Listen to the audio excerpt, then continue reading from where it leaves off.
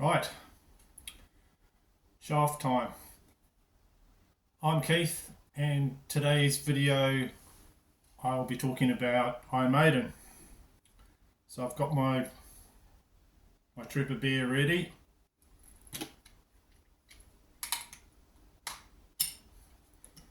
Go virus bottle top.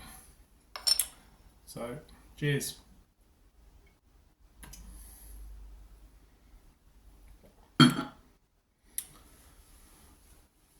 So this is a response video. My good friend Dan on the Off the Charts channel there, about 3 weeks ago, he posted a couple of videos, and the question he asked is, does every Iron Maiden album suck after 1988? So of course he got a big reaction for that video. So I decided, instead of commenting, I had a lot to say, so I was going to make my own video. So the video is entitled, Does Every Iron Maiden Album Suck After 1988? So this idea kind of bothered me in a weird way. So today I'm going to give my thoughts about it and also talk about my hopes when I see Iron Maiden live next month. So watch Dan's video he did on his channel if you want to know further. First of all, that was a great video. What I sort of realised that was on my mind was, when I really thought about it, was the thumbnail there. There was a picture of my favourite Iron Maiden album, Seventh Son, and thinking about it, I think it was the word suck in the caption, but he was actually talking about albums after this one. But in my head, I sort of kind of mixed that up, because for me, I love this album.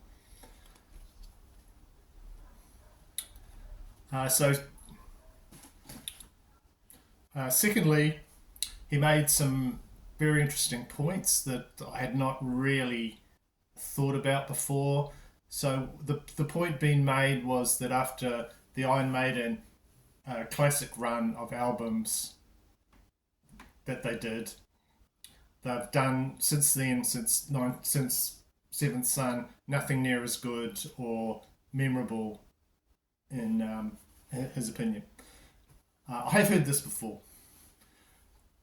So this has sort of forced me to think about what I consider good or not so good in their later discography. So that's what I'll talk about. I'll talk about the albums that I think kind of suck and my standout ones from the period of 1990 onwards.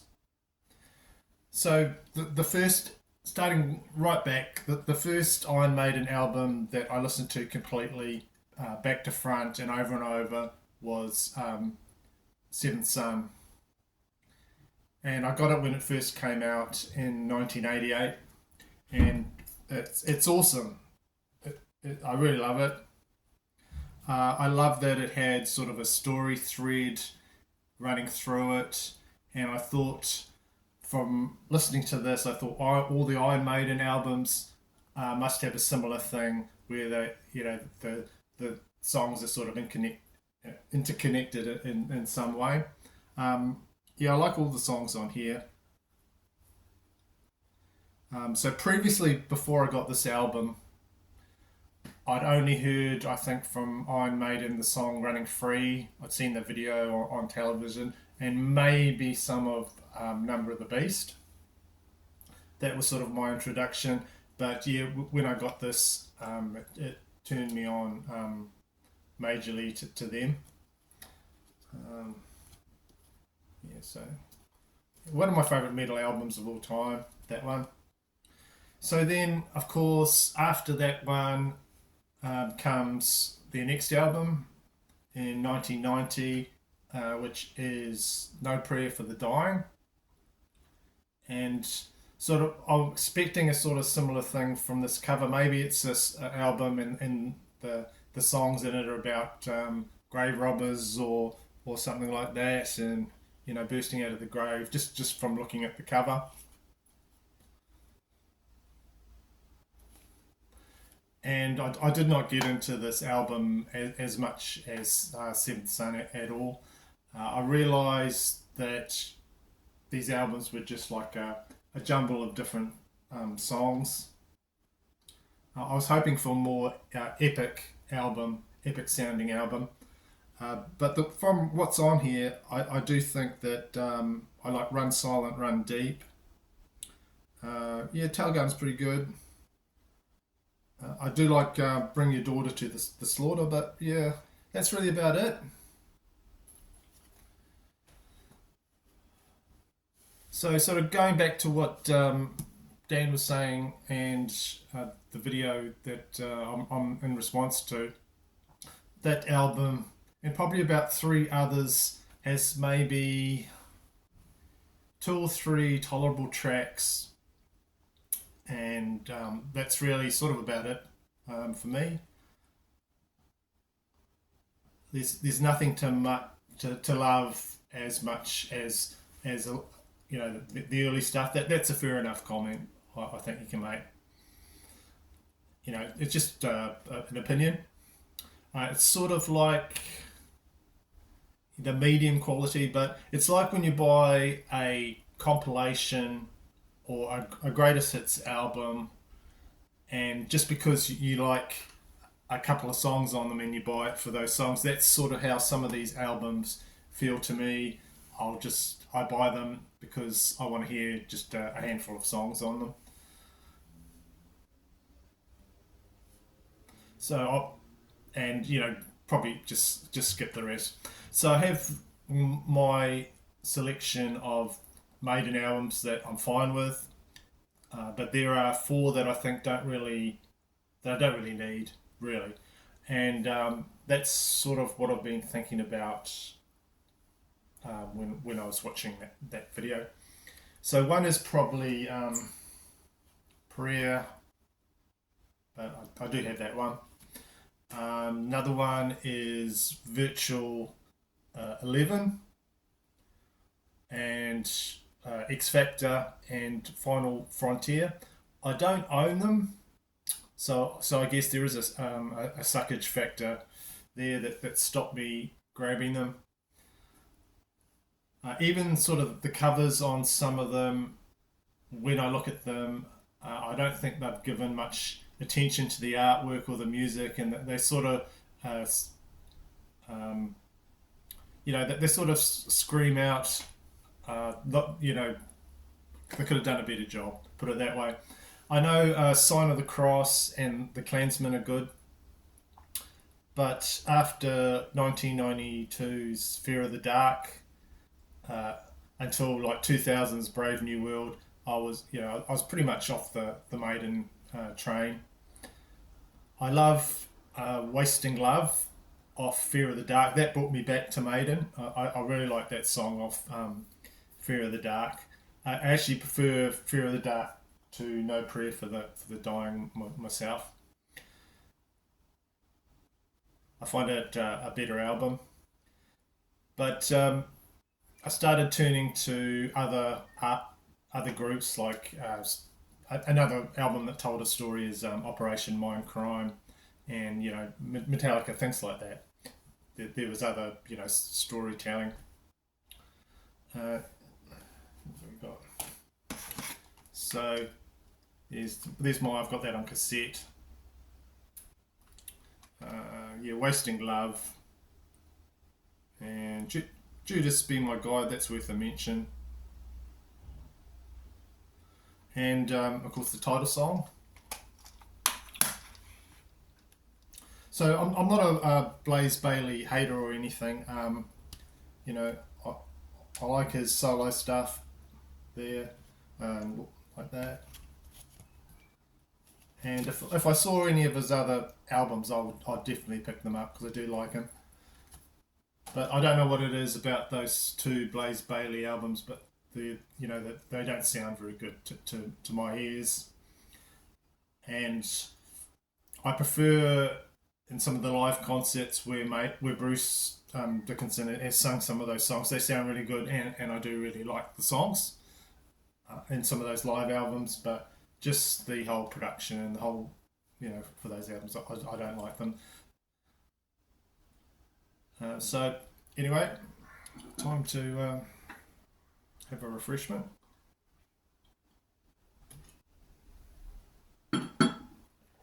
Cheers. So continuing with my response, does every Iron Maiden album suck since 1998? I have heard this before. Never really thought about it, but just starting to think about it now. I think there's plenty to like in the next bunch that I'm going to show you, and the ones that I do really like.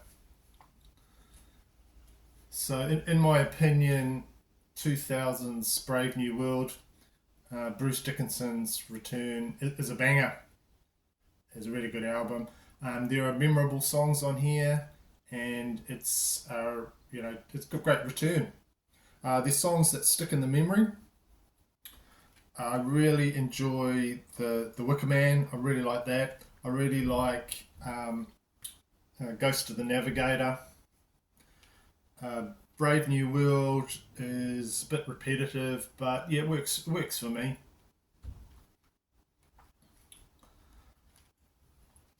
Another song on here that's not talked about too much is the Nomad. That's a good one.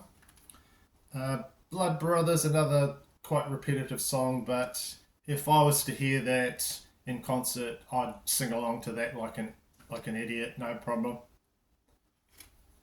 So yeah, Iron Maiden's Brave New World, 2000s album. Doesn't suck. Right, so the next one I'm going to talk about is 2003, and we get to Dance of Death. So the introduction is sort of a folky introduction to the title song. That can be a bit annoying, but there is a lot to like on this album for me. First off, if you don't have this and you're thinking to get the CD package, because you don't have, if you buy the album, the artwork is terrible, blown up in a big, down here in a small little picture it's more tolerable, and they've kindly whacked a big sticker over there so you don't have to look at as much of the terrible artwork. They could have made the sticker a bit bigger, but it doesn't actually look too bad there. There we go.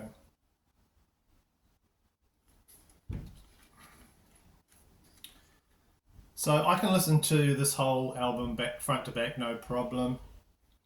Wildest Dreams and Rainmaker, yeah, they're good. So one of my favourite Iron Maiden songs on here is Passchendaele on this album. And another good one is Face in the Sand. So yeah, for me, this one doesn't suck.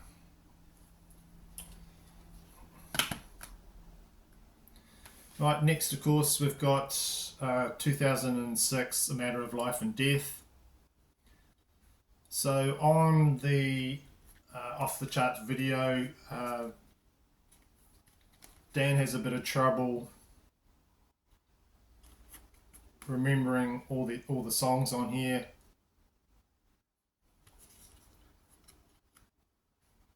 So not very memorable, some of the songs, but when you re-listen you go, oh yeah, I can sort of remember that now.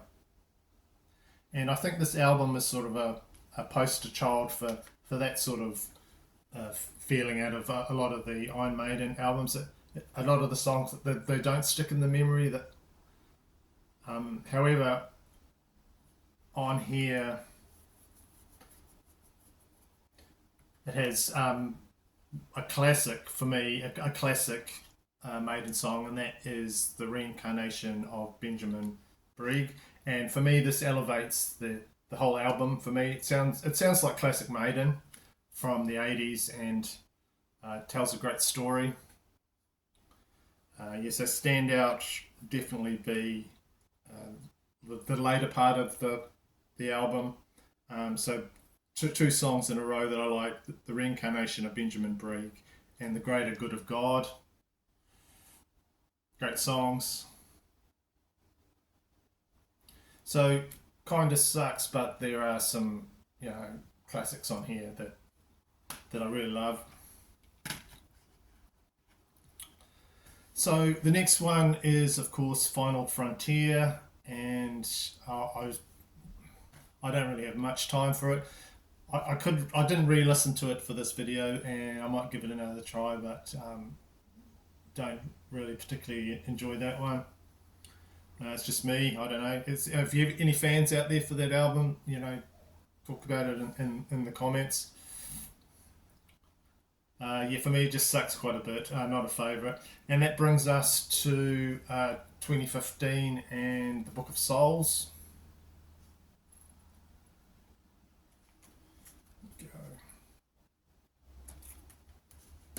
So I found this album a bit sort of slightly ordinary when I first heard it. Oh, big gatefold thing happening there. Great artwork on here. Was it Mark Wilkinson from memory? Go.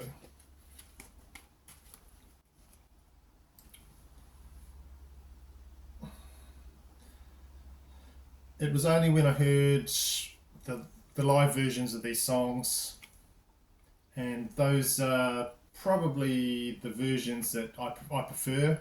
I like them better than the studio versions, and that's when all the songs on here sort of came to life for me. Fraternity Should Fail, great live. Speed of Light, another good one. What do we got? The Red and the Black. Book of Souls is okay, the title track. Tears of the Clown, not bad, not great, not bad. So one of the criticisms of Maiden that people level at them is the songs are getting too long, getting way too long. And of course, they're open to criticism for one song on here, and that is Empire of the Clouds. So that takes up a whole side on the third LP on here. It's like 18 minutes long. So for me, this album doesn't suck. I like it a lot, and I must admit I don't listen to the studio versions as much. I prefer to listen to the live versions of this, but yeah, for me, it doesn't suck.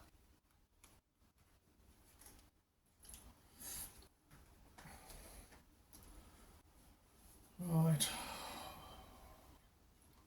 So that leaves us to the more recent album, and it definitely doesn't suck for me, and that's Senjutsu.